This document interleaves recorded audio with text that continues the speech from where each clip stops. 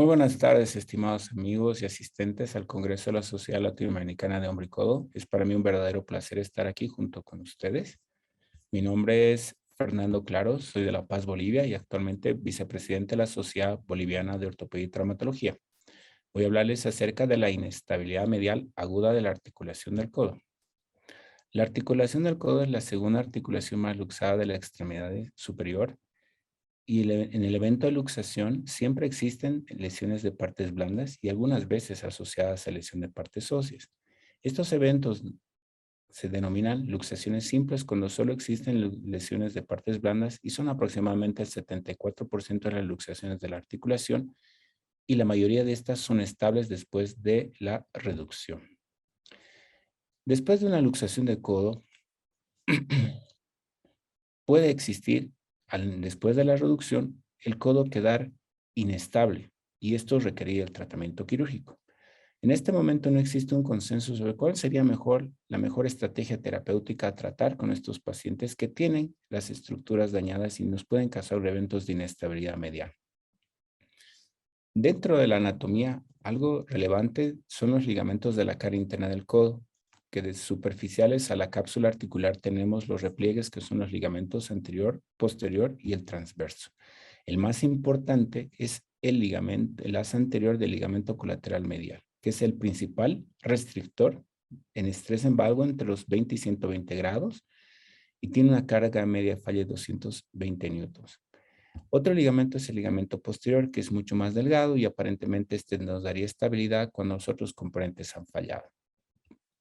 Más superficiales, tenemos la capa muscular donde está la masa flexopronadora. La masa flexopronadora, todos tienen origen común a nivel del epicóndilo medial, con los dos planos, superficial y profundo con los grupos musculares como se muestra en las diapositivas. Dentro de los estabilizadores de la articulación del codo, la más importante es la articulación húmero-cubital. Esta proporciona hasta 70% de estabilidad en valgo y en varo. Asociado en la parte medial tenemos el asa anterior del ligamento colateral medial y en la parte más lateral tenemos el complejo ligamentario de la cara lateral del codo. Y tenemos los estabilizadores secundarios como son la articulación radiohumeral y a nivel medial tenemos ya tenemos la masa flexopronadora y en la parte externa tenemos el complejo de los ligamentos extensores. Dentro de las clasificaciones, la que vemos de acuerdo a la dirección después de una luxación aguda son la luxación anterior, la luxación interna, la luxación externa y tenemos la luxación posterior, que es la más importante por su frecuencia. El 80% tienen dirección posterior de las luxaciones, siendo una subdivisión divididas en posterolateral y posteromedial. ¿Por qué es importante esto? Porque el tipo y el grado de daño de los tejidos blandos puede diferir según la dirección de la luxación.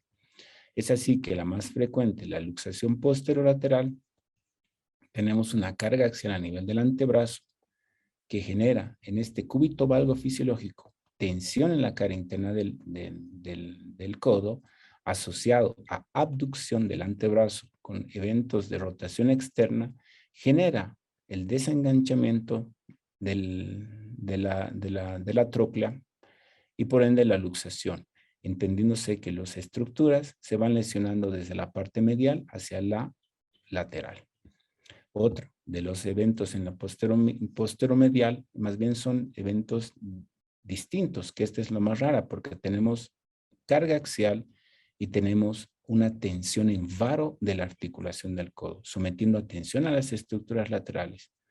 Igual, ante la carga axial, tenemos un momento de aducción del antebrazo asociado a rotación externa. Vemos el desenganchamiento de la coronoides por detrás de la paleta humeral y en este caso el evento de luxación genera una lesión de los tejidos de lateral hacia medial. Entonces, el daño de las estructuras mediales en las luxaciones posterolaterales es mucho más severo que en comparación con las luxaciones posteromediales. Generalmente al paciente lo vemos con el codo ya reducido cuando el paciente es enviado de emergencias. Nosotros tratamos de hacer una anamnesis cuidadosa, tratamos de ver cuál es la localización del dolor cuál es el tiempo de evolución y si existe o no datos de irritación del nervio cubital. Generalmente tiene un aumento de volumen, más localizada la equimosis y dolor a la palpación a nivel del epicóndilo medial del codo. Generalmente lo que vamos buscando son datos de inestabilidad.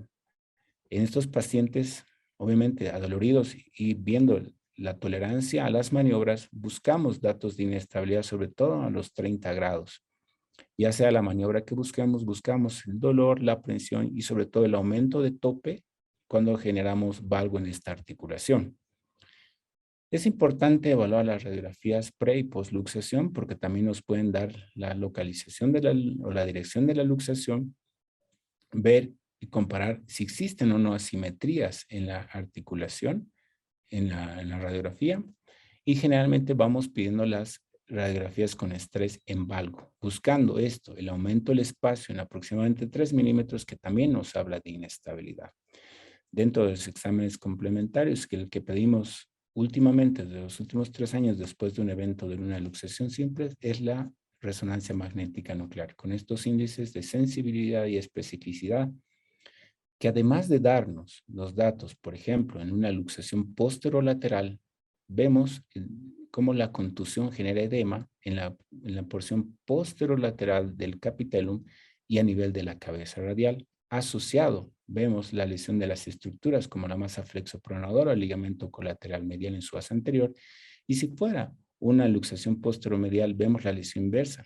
Vemos el edema en la tróclea en su porción posteromedial y también vemos la lesión a nivel de la ulna, como también de las estructuras ligamentarias y tendón extensor común en la cara externa de la articulación del codo.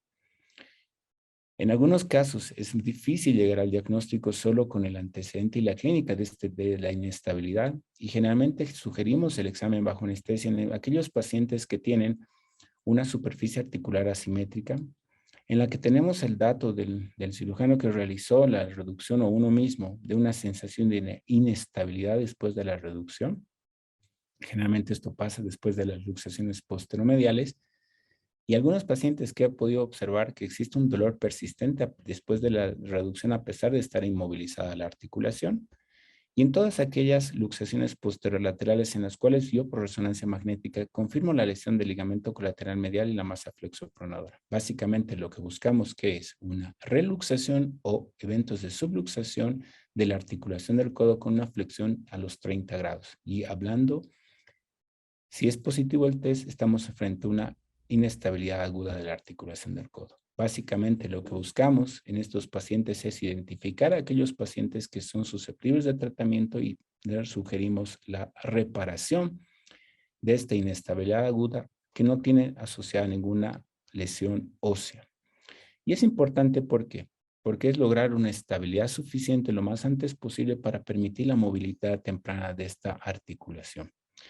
Como podemos ver en esta diapositiva, ustedes pueden ver cómo la masa flexopronadora está totalmente rota, y también vemos aquí cómo se puede identificar el ligamento colateral y vemos, y si me permiten el término, pelada el epicóndilo medial o el epitrócleo en esa diapositiva. También aquí nosotros tenemos, en este momento se puede identificar cómo con una pinza vemos la desinserción completa de la masa flexopronadora y en el otro tenemos el ligamento colateral medial. Y lo que nosotros hacemos generalmente en estos pacientes es hacer una reparación con uno o dos anclajes dependiendo de la magnitud de la lesión. El manejo postoperatorio, hacemos una inmovilización con una férula brachiopalmar posterior, lo inmovilizamos 2 semanas y luego empezamos con una codera con rangos de movimiento. La fisioterapia posterior a esto con movimientos pasivos asistidos y luego activos asistidos. El retorno a las actividades cotidianas a las 3 semanas con protección y a partir de los 3 meses sin protección, y el retorno deportivo a los 4 o 5 meses. Esta es una fotografía del postoperatorio del paciente que hemos operado. Dentro de las ventajas del tratamiento quirúrgico, aparentemente está que nosotros tendríamos una movilización precoz después de haber hecho la reparación de los elementos que están lesionados. El drenaje del hematoma nos da menor dolor y menores adherencias aparentemente. Uno podría hacer un tratamiento y una evaluación del nervio cubital in situ. aparente retorno laboral más rápido y menores eventos de inestabilidad en el futuro, que eso está muy discutido.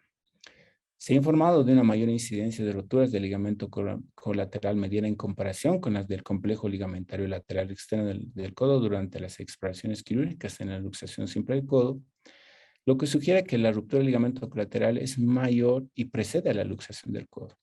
Generalmente uno tendría que hacer una evaluación clínica y radiológica completa, ojalá siempre con una resonancia magnética. En la literatura existen muchas recomendaciones en cuanto al tratamiento quirúrgico y aparentemente con buenos resultados cuando se los trata de forma aguda y con un seguimiento de aproximadamente 2 años.